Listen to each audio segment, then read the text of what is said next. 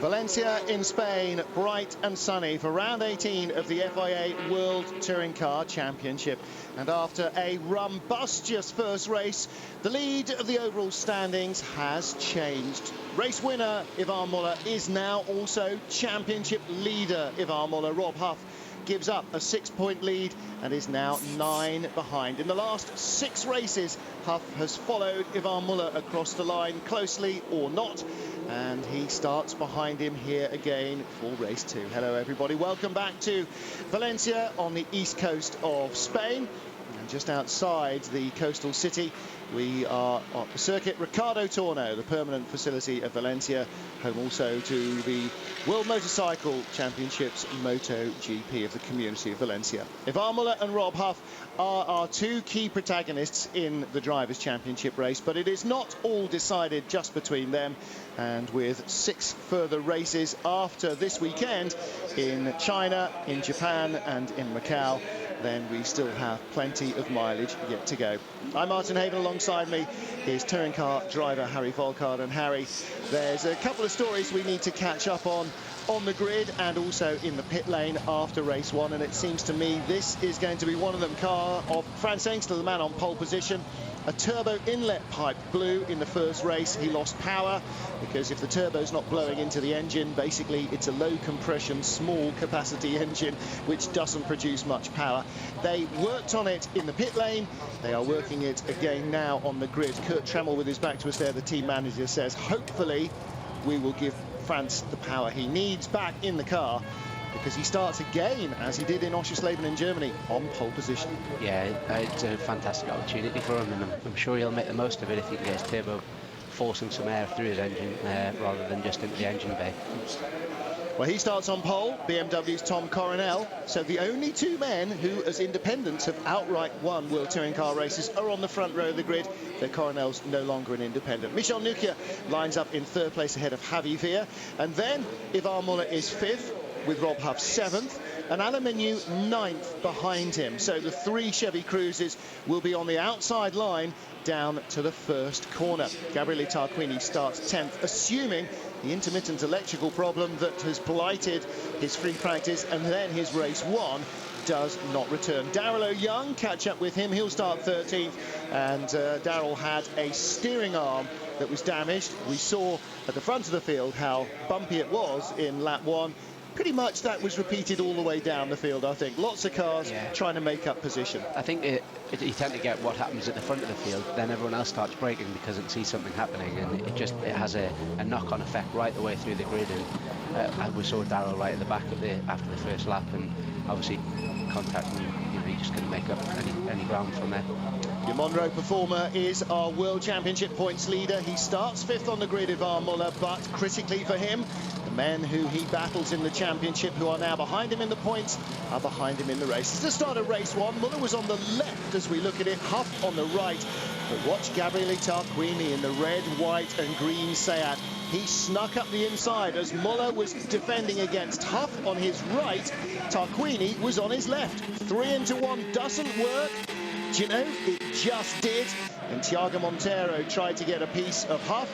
He got eased out by Alain Menu, and further round the lap, Menu was tagged into the back of Huff. Then it was left for Muller to dispose of a still healthy Tarquini, which he did with a great move on lap 5. As Tarquini's car faltered, he dropped right down the order, but Muller was able to keep himself and his tyres cool enough to hold off Alain Menu, who at one stage looked to be penalised for the unintentional move on Huff that spun the Englishman out of the race, but ended up with 2nd position once video replays proved that the Swiss was not culpable in any way for the incident. But again, it's a Muller win, his 19th of his World Touring Car career. He is now the winningest driver in terms of World Touring Car victories, outpacing his fellow world champion Andy Priaulx by 1. However, Priaulx still got a World Championship in hand over him. Muller leads the points by 9, with Alain Menu 70 behind, and still very much in the hunt as Tom Coronel now moves up to 4th place overall. Be confirmed. Well, looking down on the grid, and Harry, bright sunshine outside. We've finally managed to get our air conditioning working in the commentary booth, so actually it's quite decently cool in here now. But in the cars, those aluminium blankets are trying to reflect some of the heat while the driver's sitting there in his tightly knitted underwear, triple layer overalls, balaclava, gloves, helmet. I mean, you know, it's full winter gear, and he's sitting there in the cockpit that's probably got already a temperature well into the 40s. Yeah, I mean, possibly 50s. You know, obviously the cars have just done a race, so they'll still be really hot from that.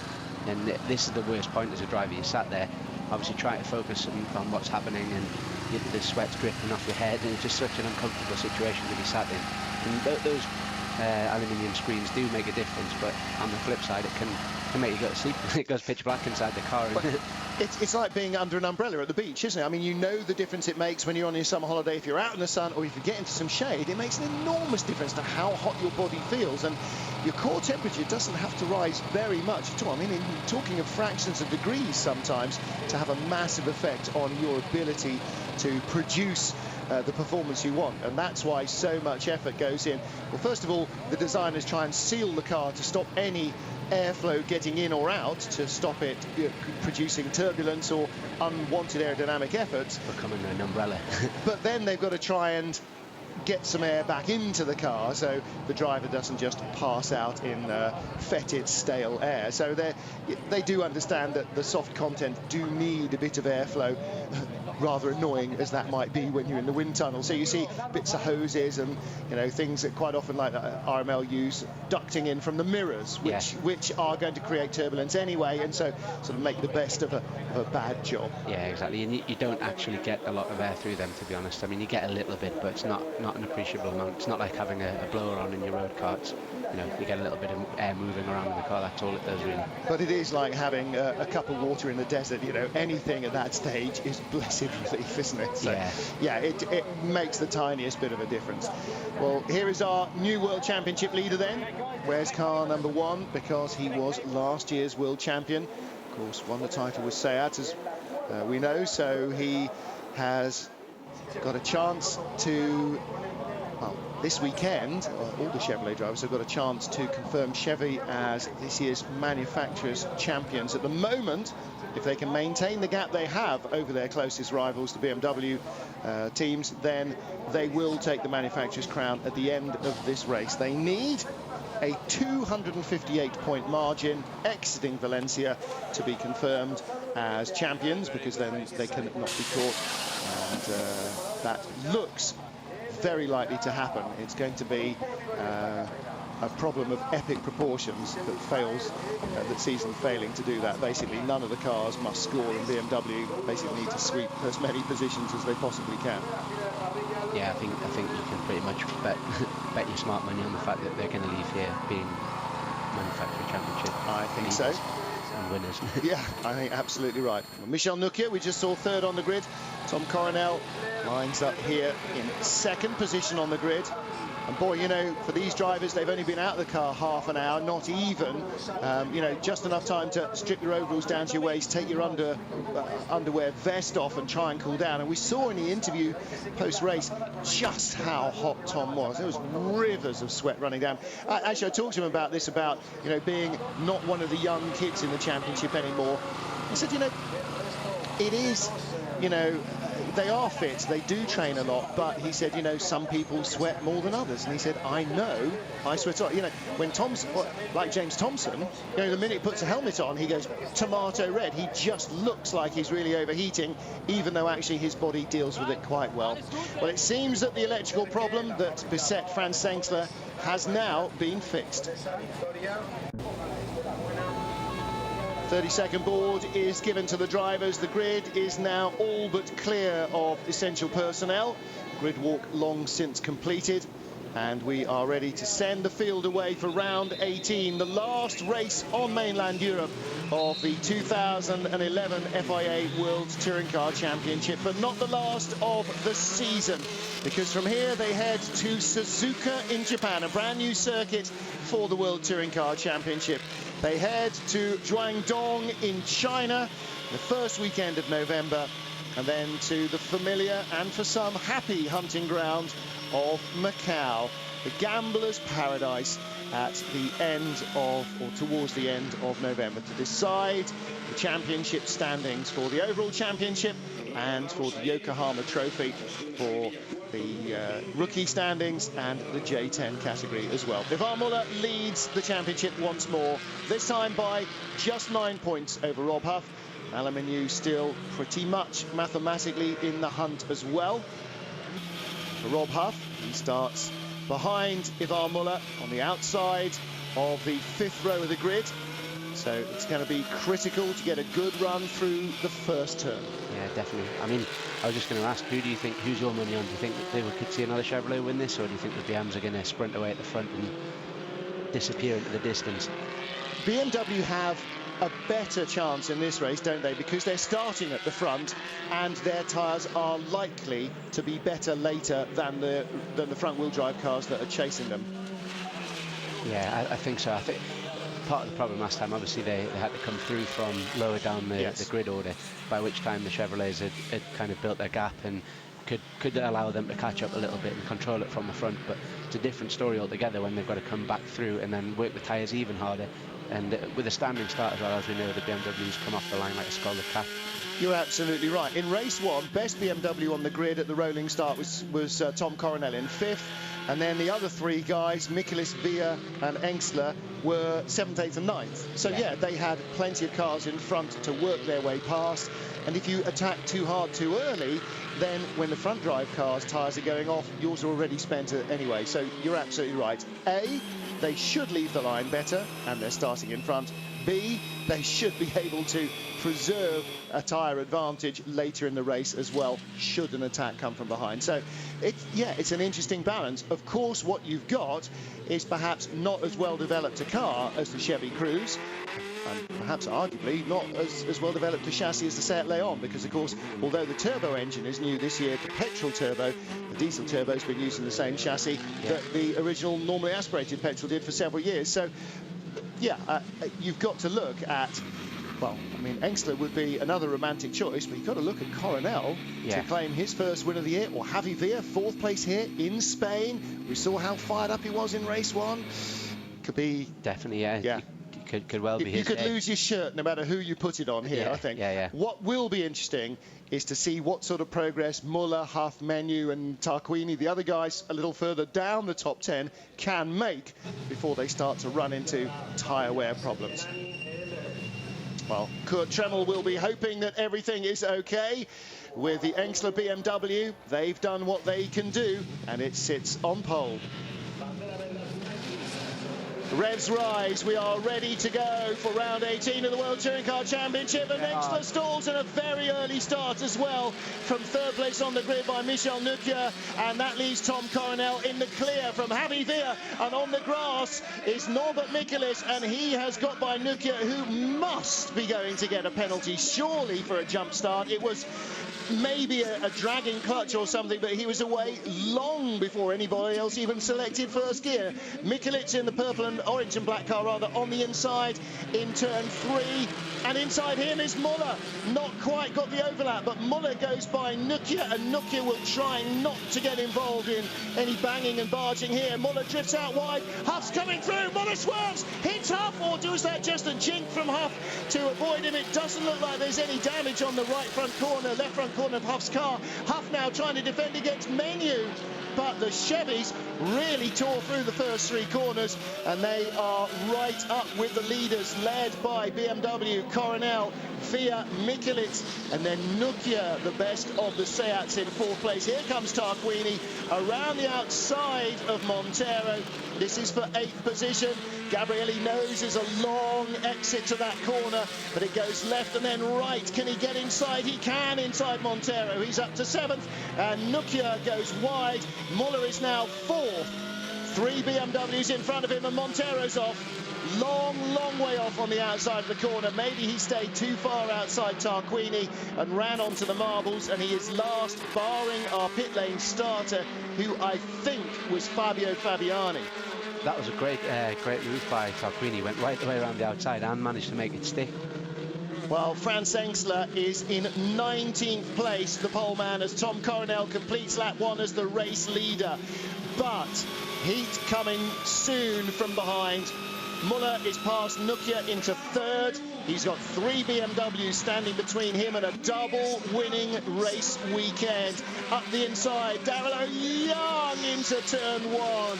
That's a very quick approach there, H. That's that was a really very close. brave inside line on Freddie Bart. Yeah, I thought we were going to see tears there, but obviously avoided it. But it looked very, very tempting.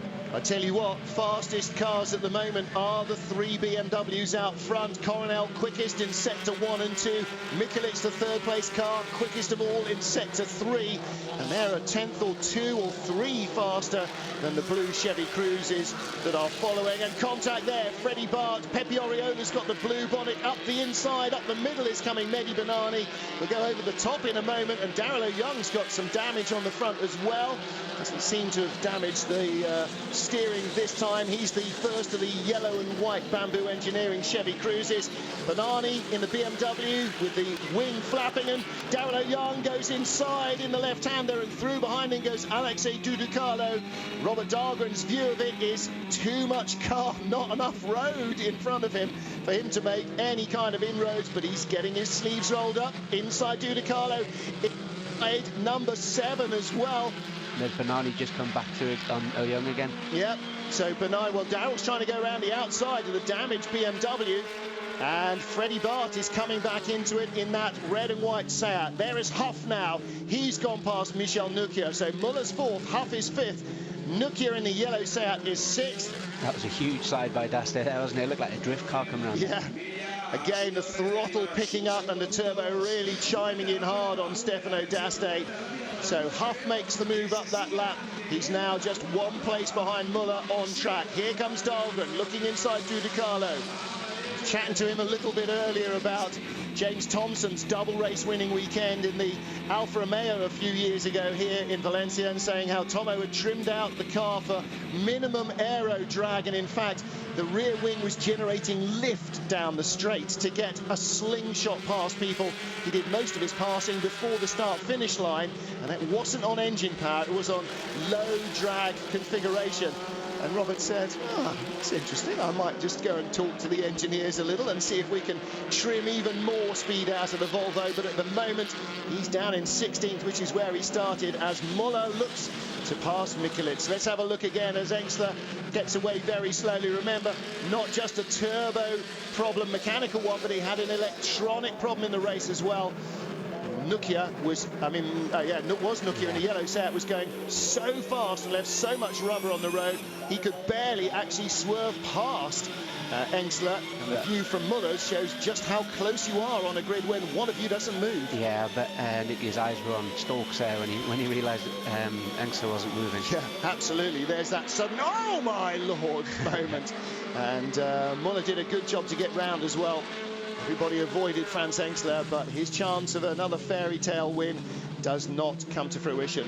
The start of car number 17 is under investigation, and that, boys and girls, was the yellow Seat Leon of Michel Nukia, who frankly engaged first gear and left, whether voluntarily or not, long before the lights changed. So Nukia, I mean, it wasn't even the remotest hint of a jump start. He was clearly gone. Yeah, I think he was nearly over the start-finish line by the time the lights went red. Yeah, the reason he nearly hit poleman Engsler is because the lights hadn't changed. No, not quite, but he was definitely going.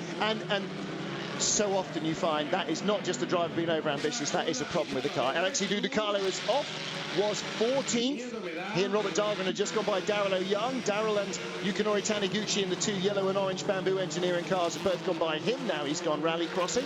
Nuki has just been given a drive-through penalty there, so it was definitely a false start. Well, that will release Menu and Tarquini up behind Huff, but maybe not for another 3 laps, because he's got up to 3 laps to come in and deal with his drive-through penalty. And as far as Huff is concerned, the longer he stays out, frankly, the better. Gives Rob a chance to attack the cars in front, and of course, primarily that of Ivan Muller. Was that Stefano Daste going slower in the middle of the road there behind Pepe Oriola? Oriola was behind him at the line and is not now. I think Daste might have a little bit of a problem with the Vika Sport BMW as we watch the yellow Seat of Michel Nukia with Alain Menu trying to find a way past rather than wait for a way past, because of course his race engineer John Waterman will have been told that Nukia, or will have told Alain that Nukia will have to serve a drive through. But you don't want to wait 3 laps if you can avoid it. Yeah, if you can get past him without any contact, then obviously you want to do that sooner rather than later. But I suppose you know he's going to be pulling off at the pit lane at some point. Looks like it's going now. Well, he is now, since he ran out wide and was almost in the gravel trap anyway. Why bother coming back onto track? Just take your penalty now. The car's taking you up the pit road, so he serves his drive-through, and that releases Menu up to 5th, Tarquini up to 6th, or rather Menu up to 6th, Tarquini up to 7th place, Christian Poulsen 8th, and Nukia will drop way down the order, I'm afraid. And again, see, the Yokohama Trophy seems to be a little bit of a jinxed weekend for some of them. Nukia from 6th position at the start of the weekend, picked up ground in race 1, loses it in race 2. It's so hard in a championship this close to keep your momentum going. But Coronel, Villa and Michelitz, this is where I need an internet connection in the booth so I can Google when the last time we had a BMW win was in Valencia. It may be never.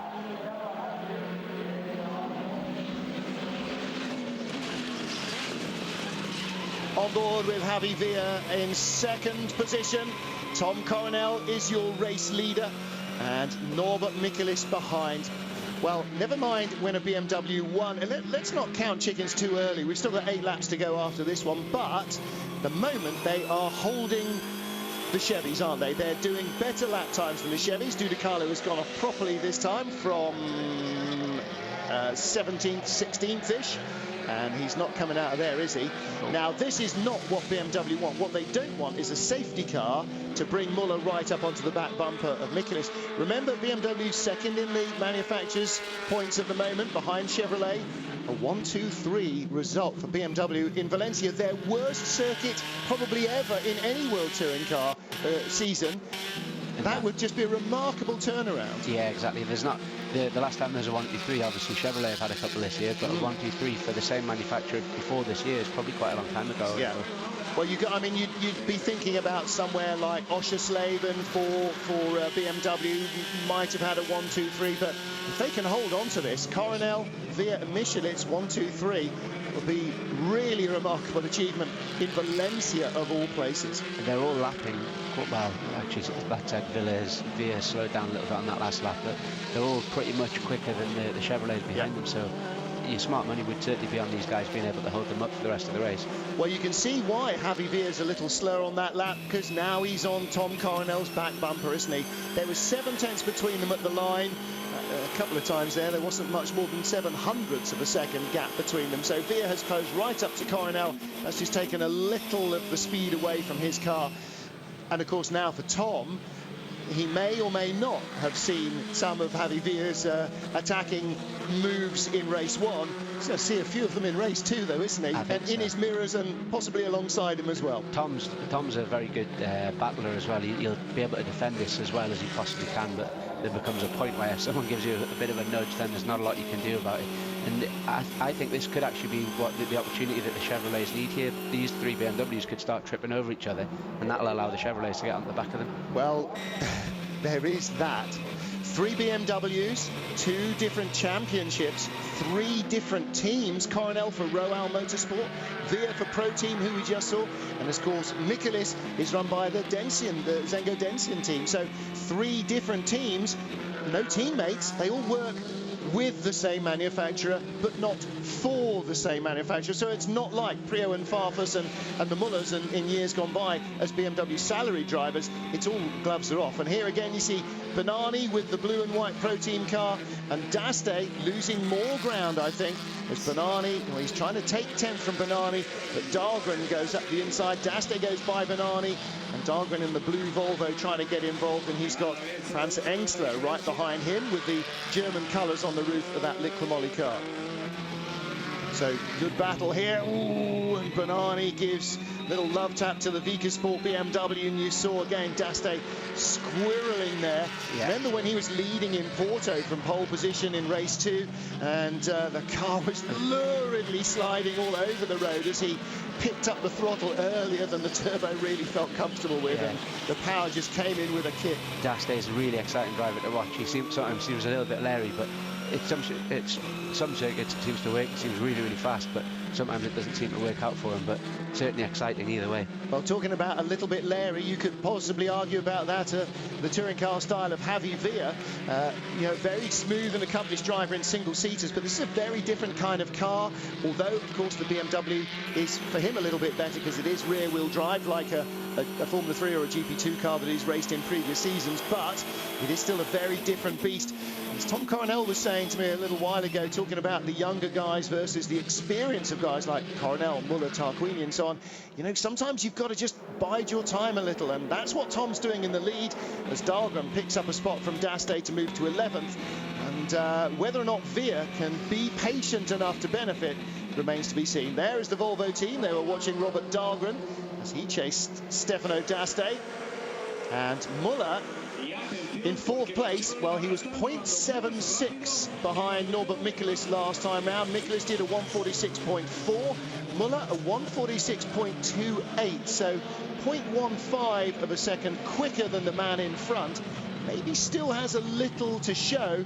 He's got another 6 laps to try and do something about Michelis and get on the podium. Of course, he's got to make his tyres last another 6 laps. That's the other side of that coin as Dahlgren goes by Daste now into 10th position. Overtaking it will be so difficult as well for Muller. His tyres will be absolutely goosed by the time he gets there, and it means he can't put the car where he wants to pull a move off like he did on Tarquini in the first race. You know, that's not going to be an option with old knackered tyres, and yeah, it'll be hard for him to overtake, but it's not to say that it's impossible. But if he does get past, then it obviously means he's at risk of being overtaken again. Daste's tyres giving him away there. This is from corner 1 up to Beckett's corner 2, named after our own pit lane reporter Louise Beckett, who made that gravel trap her own on Friday. And you can see him, he drifted out wide from corner 1 onto the gravel, wheels spinning up, and Dahlgren, that was taking candy from a baby moving up that spot. Yeah, just little mistakes like that. It kind of goes, like you were saying before, about the experience between the guys like Tarquini and some of the other guys that maybe Daste may drop a wheel over there, which is a little mistake, but you know, you can't afford to do it over such a short race, and just, you know, that allows 1, 2, 3 people who are queuing up behind you to pass you.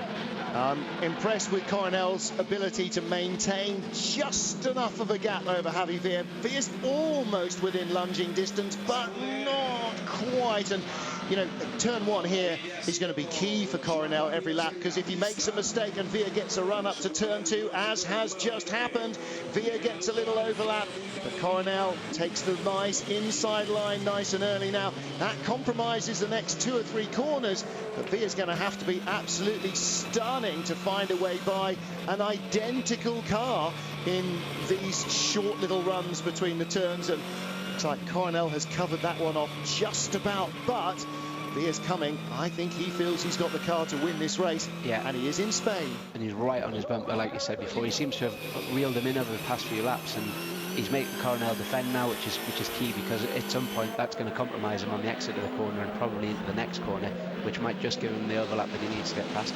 Again, Villa's not entirely alone, is he? Orange and black means Norbert Michelis. He's right there. Muller and Huff. Again, look at the battle between Muller and Huff. Huff got by quite quickly to close up into 5th place behind Muller, but he can't actually close up on Muller. He can't get any closer to his teammates. They are still 4th and 5th, and with Alemenu in 6th position, not much has changed there, but still these 3 BMWs look like either they're going to make the podium or give another win to Ivan Muller. It's got to go one of those 2 ways. Yeah, I think you're right. It's got it written all over it, hasn't it? They're either going to take each other off or give Muller a little bit of some more champagne to drink for the day.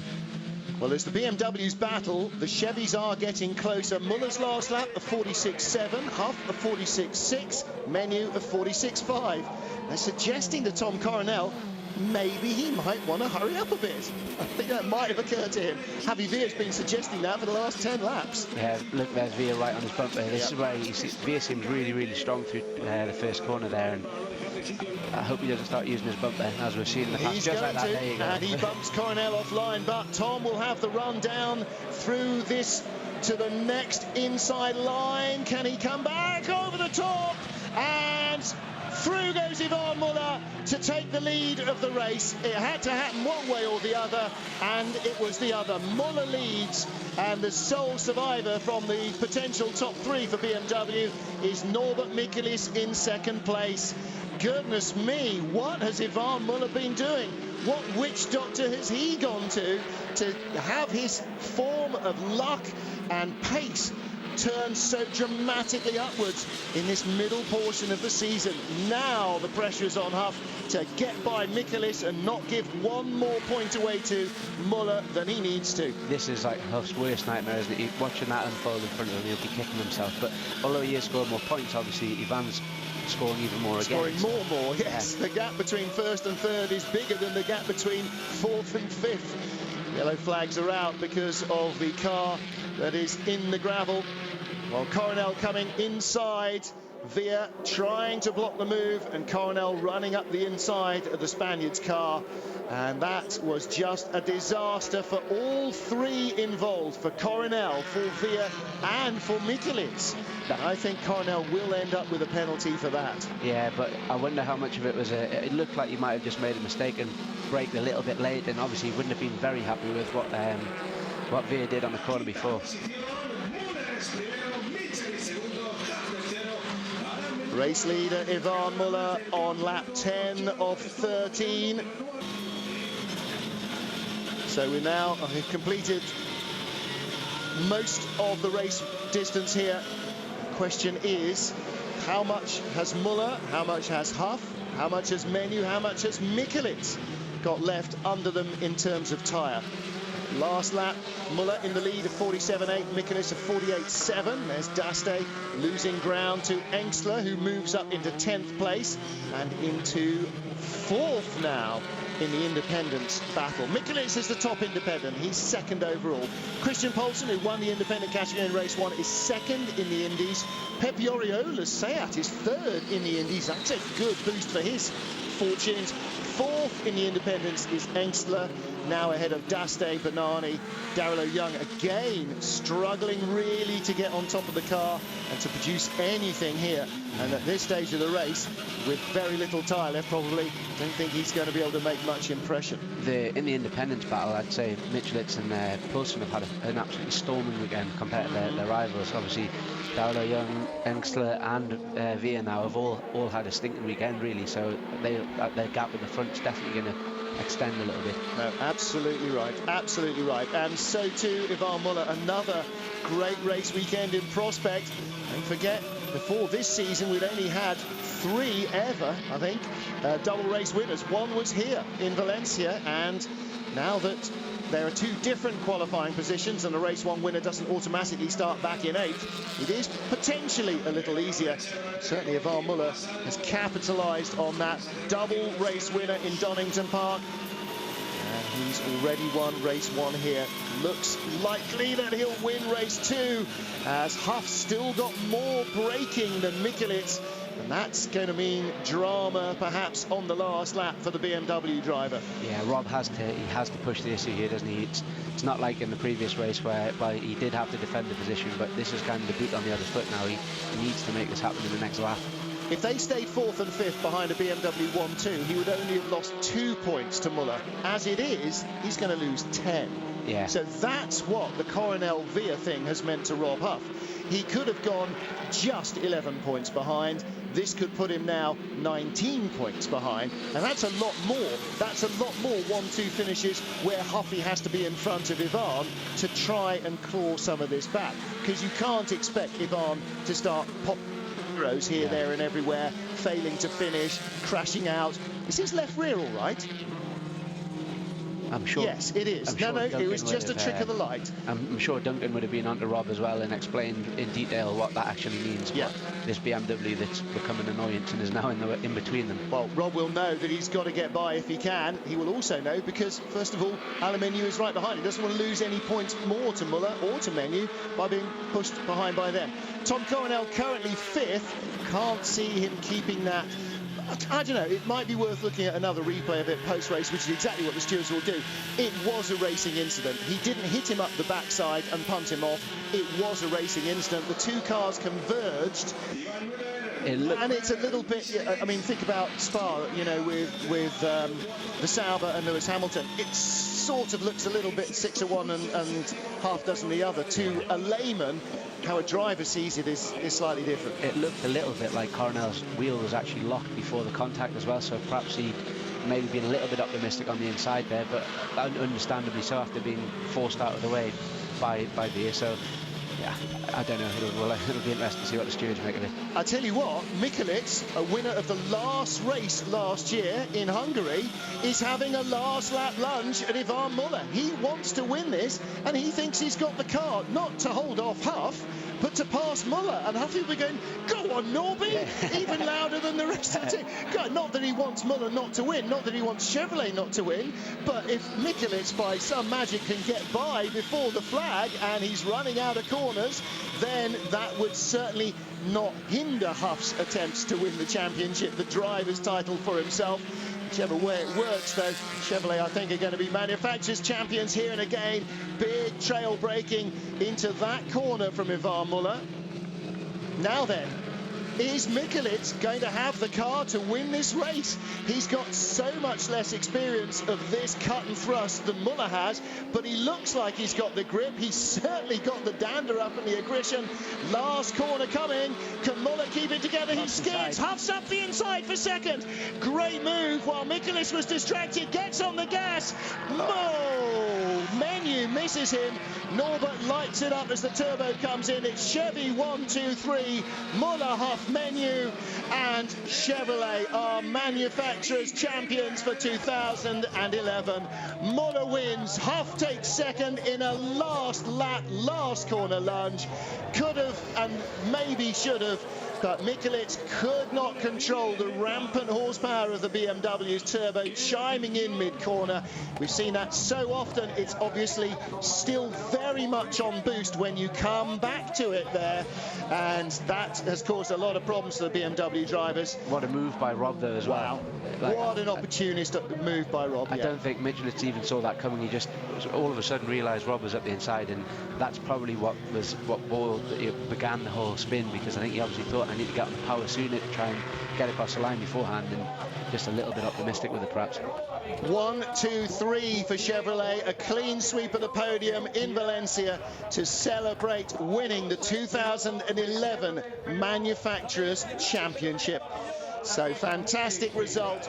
And this is, you know, when Chevrolet came, they said it's not a 3-year program, it's a 5-year program, and they have stayed on beyond that remit to raise the bar every single time they've gone out on track with a Chevy Cruze, and they have taken a deserved manufacturer's crown. And this move, never mind Mikulic didn't see it, we didn't see it, and we were watching the whole picture. He was only watching Muller trying to get by, and then gasses up the car, and it just goes round on him. The gap that he closed in there, it showed how he must have braked like phenomenally late, and it was what a great move. He did no contact or anything, no. Just came in from miles back. Now watch this, he's looking inside, sees Huff coming, opens the door. Yeah, that's what led to him then being without the right momentum. He saw Huff coming, didn't cut him off. No, yeah. He changed the line, he opened up the car and allowed Huff to go through cleanly. That's great spatial awareness. Yeah, he obviously, and it was from so far back, you know. I suppose he was looking at Muller, but obviously he had an eye on the mirror and just as well. But what a great bit of end to the race. As a result, it's Christian Poulsen who wins in the independents, but Mikulic still recovers second place in the Indy points. Plays in round 18. Some happy bunnies in Muller t-shirts though, aren't there? He wins race 1, he wins race 2. Well, Chevrolet were ready for this moment. They knew it was possible, if not necessarily. Justine Monnier congratulates Yvan Muller, so too does Alain Menu, so too do the mechanics of the #1 Chevy Cruze. Not just leading a 1-2-3, not just helping Chevrolet to the manufacturer's title, but a double race win for Muller here in Valencia. Rob Huff's girlfriend, sister, mum, family, dad, everybody's down there, lots of friends and family here.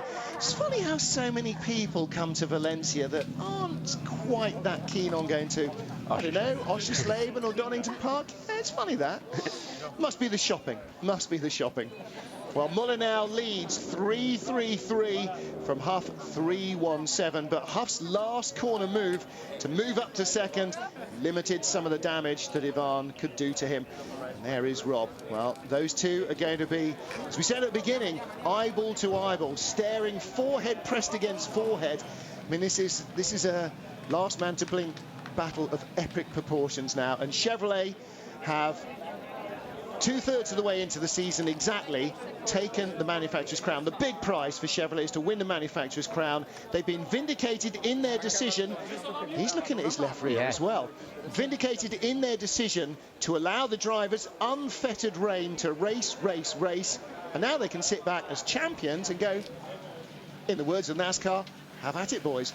Don't crash the cars, don't damage each other, but race unrestrained now by any other thoughts other than winning races. Here is our winner, Yvan Muller. Everybody congratulating you there. Another double winning weekend. Yeah, that one was a bit lucky, to be honest. I think my pace was 4th place, but still I could see that because Villa was catching Coronel, so I said, okay, stay in the contact just in case something happened, and maybe you use the opportunity. And fortunately for me, it happened. And it also means, of course, that Chevrolet have now got the manufacturer's title. Yeah, that's fantastic. Well done to Chevy because second year in the row they won the manufacturer championship. So well done Chevrolet, world champion. Thank you.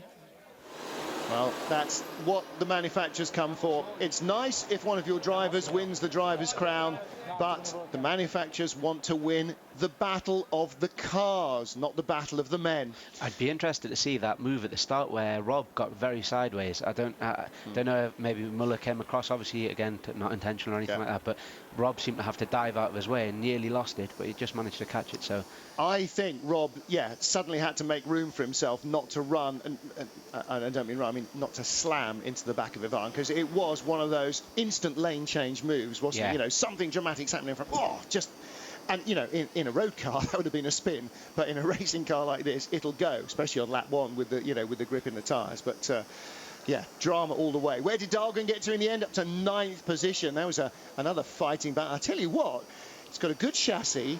It's not slow in a straight line. That Volvo seems to be pretty good on its tyres as well. His last lap, a 1:47.8. That's quicker than almost anybody. Within a second of his fastest, where the others are, they're miles off. Yeah, absolutely. I mean, Muller's last lap under pressure, 5 seconds slower than his fastest, or 4.5. But he leads by 16 points over Rob Huff. Alain Menu drops only 10 points further away from the lead. He's now 80 points adrift. Coronel in 4th, still ahead of Tarquini in the standings, but we'll wait and see what the stewards have to say. I tend to think probably that I would put the Coronel Villa thing down as a racing incident and not as a deliberate attempt to take anybody else out. Here we go, Here we go. This is Villa, bumps into Coronel in Beckett's. Tom drifts out wide, comes back in the next left-hander and then down into the right-hander.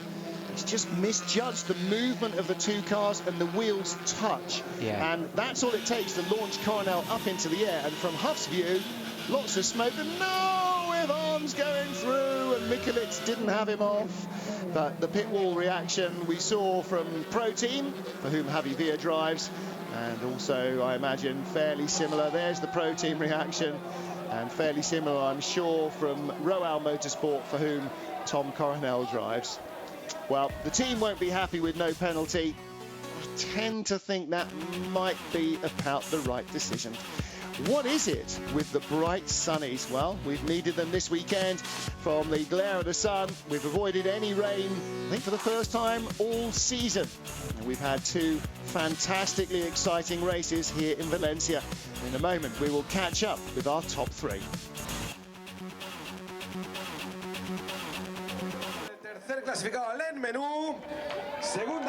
2010 Manufacturers World Champions, 2011 Manufacturers World Champions, Chevrolet. Alain Menu in third place in round 18, Rob Huff in second place in round 18. Some happy bunnies in Muller t-shirts though, aren't there? He wins race 1, he wins race 2. Well, Chevrolet were ready for this moment. They knew it was possible, if not necessarily guaranteed, but they have taken the championship. Christian Poulsen joins them on the podium as the Yokohama Trophy winner. Now we have our winner's anthem.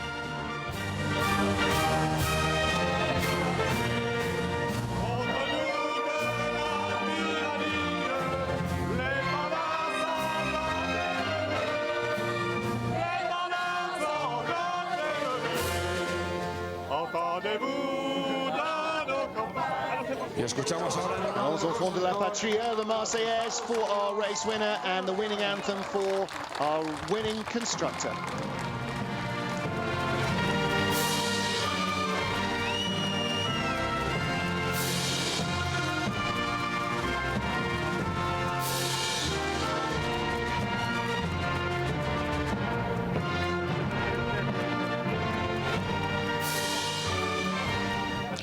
So the American anthem for Chevrolet Racing, our winning constructor. And there is Eric Neff, the head of the program, delighted with a second consecutive Manufacturers World Championship.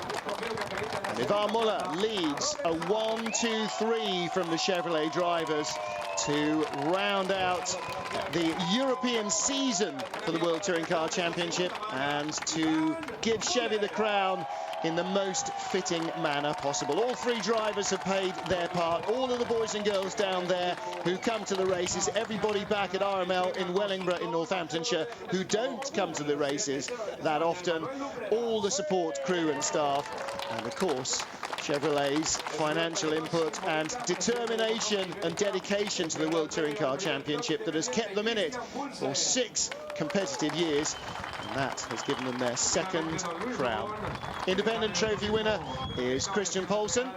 He takes victory for the second time this weekend, so like Ivan Muller, he's got double bubble, and he was 6th overall as well. Fabio Fabiani again takes the J10 trophy, Fabiani finishing in 17th. Again, lots of run-busters racing, very little in terms of actual damage, very few retirements. Alexei Dudicalo, Javi Villa, and Freddie Bart dropped off towards the end as well. That was a great race though. We were looking at a BMW 1-2-3 and obviously ended up with a Chevrolet 1-2-3 in the end. It had the potential to go horribly wrong for BMW, and unfortunately for them it did. Fortunately for Chevrolet, they swept the podium to celebrate the manufacturer's crown.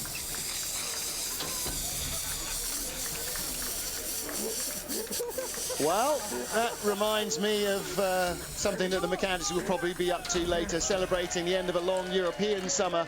The boats are waiting in Valencia. There's a lot of packing up to do because the cars don't go home now. They go into the containers as they head to the next race, which is Suzuka in Japan. It's the 4th of September now. The drivers won't see their cars again until the 20th of October. We'll see you in 6 time from Suzuka in Japan to pick up the story once again.